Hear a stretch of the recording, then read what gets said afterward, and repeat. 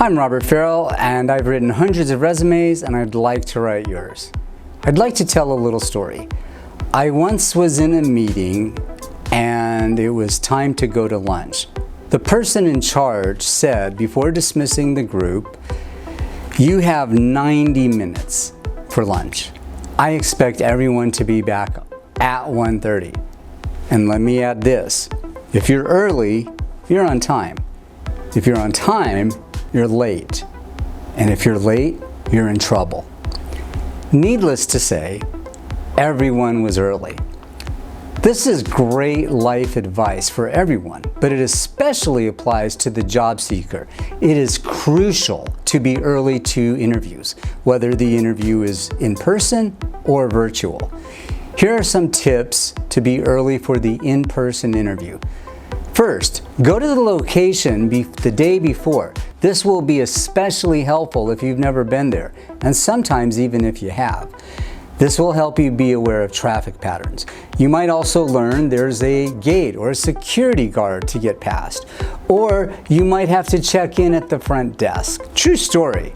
I actually went to a place the day before an interview. I didn't have access to a car, so I had to take a train, a bus, and walk part of the way. The whole trip took almost an hour and a half. I was really glad I went the day before, or I would have definitely been late. Plan to be inside 15 minutes before the interview. This gives you time to use the restroom and check yourself in the mirror. Here are some tips to be early for the online interview. First, make sure your technology is ready. You don't want to be desperately trying to make things work a couple of minutes before the interview. Second, make sure there are no unnecessary noises or distractions.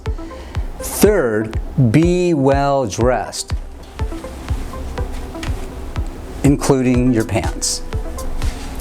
The last two suggestions don't have to do with being on time, but they are still crucial for having a successful online interview. So don't be on time to the interview.